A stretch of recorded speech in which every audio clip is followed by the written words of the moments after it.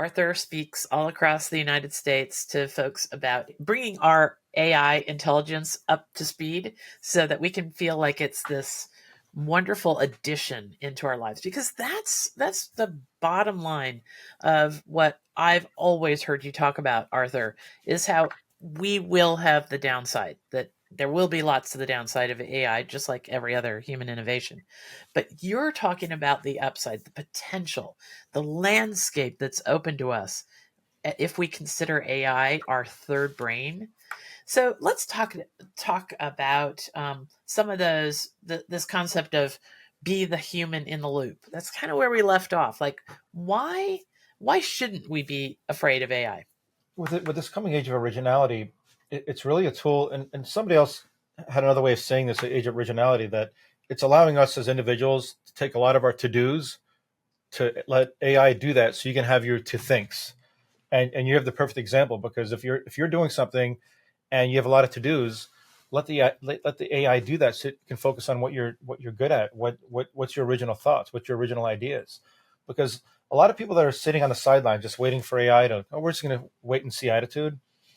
They When they do catch up, they're going to be just doing that good enough content, the good enough usage of AI. I'm like, hey, I can do a website design. It's just good enough. But the people that start playing with it now or vibing with it, and you start, be the human in the loop, you're going to find out you're going to be able to really take your creativity and really accelerate your creativity, hyper personalization, hyper innovation.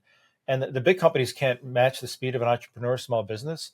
So it really is, it's an amazing feature. But here's what's happening. And a good example is, I saw just the other day another video site that says, hey, and I do this in demonstrations for webinars with it. I can type in one prompt and it'll do a 6-minute video, 6-second quick video for free.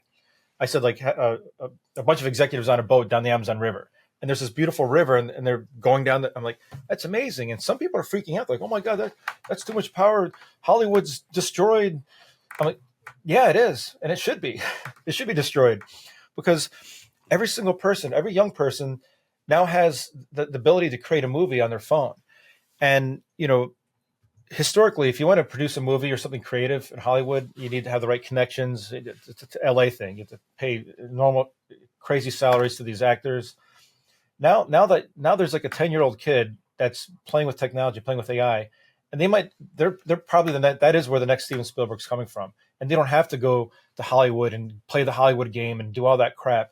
They can actually take their phone already and create something amazing. So we're going to see like a renaissance of creativity, of original thoughts, where somebody that would never have the chance or the opportunity to do something that, think about people from, that don't have the financial means or the education to do some of the things that you'd have to. AI's there to do it for them, so it enables them to enable their original thoughts from music, from art. There's a lot of doomsayers. Oh, it's going to ruin art. It's going to ruin this. Well, no, it's going to allow people to really accelerate their original thoughts.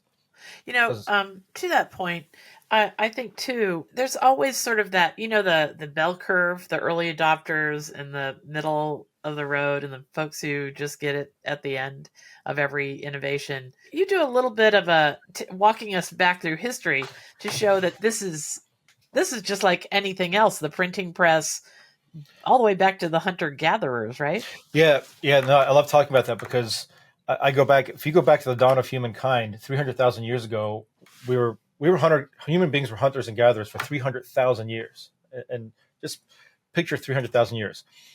For 10,000 years ago, we actually became farmers in an agrarian society. So now we're down to 10,000 years. The mid 18th to 19th century was the Industrial Revolution, roughly about 200 years. Only to the 1970s to the present was the information society, or information area. Starting like yesterday, we are only now, I call it the augmented society. I think that it's starting to be called the augmented. We're in the augmented society. That's like a little blip of a pen from 300,000 years. And it's accelerating so quick. Again, technology is going so quick, but we're biological human beings. We have a hard time to grasp the change and what the outcome of this change is. And I think it's called Amara's law, that says that we tend as human beings to overestimate the short-term impact of technology and completely underestimate the long-term impact. And this is shown time and time again, because we're biological beings. We just can't figure those things out. And the best example of the Amar's law that I like to use, and I'm going to pop up a visual here of a front page from Forbes magazine in 2007. And for people that are older, that's 18 years ago. And the front page of Forbes says Nokia, the Nokia phones, 1 billion customers. Can anyone catch the cell phone king? 2007, Nokia. There was no iPhone. Can anybody catch? We all know the answer. Obviously, Nokia is somewhat. Does anybody have a Nokia phone? And that's only 18 years. And it's hard for people to understand because we're human beings. Oh, Apple's going to be here forever. Well, will they? I don't think so, because that power of processing power that people have in their phones with AI to do these to dos so they can to thinks. We have billions of human beings right now that are just waiting to share this original thought and ideas, and I think we're going to see this era of prosperity with humans because everybody has this ability. Yeah, and I just don't think that we pause to think about the scope of time very often. Like you point out that just a regular hot shower, just a regular hot shower that Right. that most of us all can predict at some point in our day is available to us. That was unavailable to many, if not most people, just 70 or 80 years ago.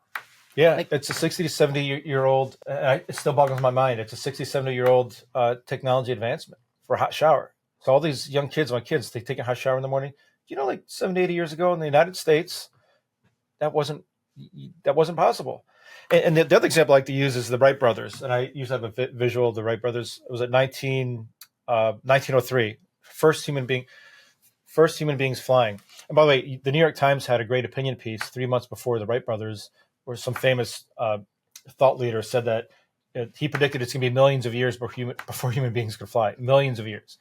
1903, the very first human-powered flight. 67 years later, we're landing on the moon. That's like 67 years. And you look back and like people are like, when you think about it, you're like, oh my God, that's and that's how you should look at AI right now. So AI is like starting that propeller for that first flight. What's going to happen? And it's not going to be 67 years. We're going to see something significant in 5 years, 10 years. It's really it's an exciting place to be, which is why the vibing concept is so important. Because if you approach this, that I've got to get in there, I've got to know like a lot of people talk about prompting. I need to be a better prompt. I need to write better prompts and the prompt is what you type in the chat GPT. And I've been telling people, just vibe with it. Don't worry about prompting, because there's even people saying that you can take a certification course to be a prompt engineer. I'm like, that's going to go away pretty soon. And already, just last week, ChatGPT had their Omega preview. If you're a paid version, it's like it's a more complex, detailed version of their ChatGPT. They improve like every single day. They even put in their instructions, please, no detailed prompts, keep it simple. So you're already seeing some of that start to, because things change so fast. So you have that attitude of like, all right, I'm just going to vibe with it. I'm just going to go with the flow and be curious and engage with the AI and see what happens.